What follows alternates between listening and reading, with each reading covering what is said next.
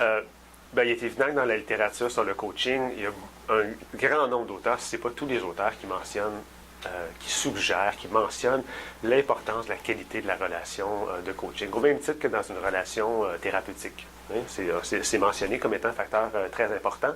Ceci dit, il n'y avait pas beaucoup d'études jusqu'à ce que je m'y intéresse un peu plus spécifiquement qui évaluaient quel était le rôle de l'alliance de travail sur les retombées d'une démarche de coaching.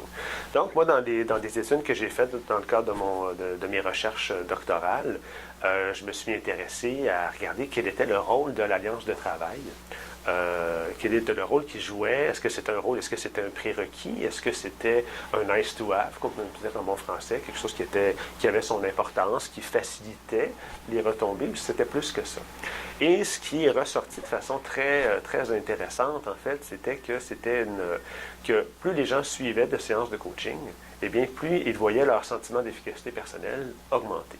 Et quand on venait regarder et mettre la loupe de façon un peu plus précise sur la qualité de l'alliance de travail, et quand je parle de qualité d'alliance de travail ici, je parle on parle de relations. Moi, j'ai utilisé un concept qu'on voit de plus en plus fréquemment qui s'appelle l'alliance de travail, dont je vous parle depuis tout à l'heure, qui a 3 sous-éléments, c'est-à-dire à quel point est-ce que mon coach et moi nous entendons sur les objectifs à poursuivre dans le cadre de la démarche, à quel point est-ce qu'on s'entend sur les moyens pour atteindre ces objectifs-là, et finalement, quelle est la qualité du lien qui nous unit. Et donc, c'est une évaluation de ces trois éléments-là. Eh bien, on voyait que même si les gens avaient suivi beaucoup de séances de coaching, si cette alliance-là n'était pas très forte, eh bien, on ne voyait pas ultimement des retombées en termes d'augmentation du sentiment d'efficacité personnelle.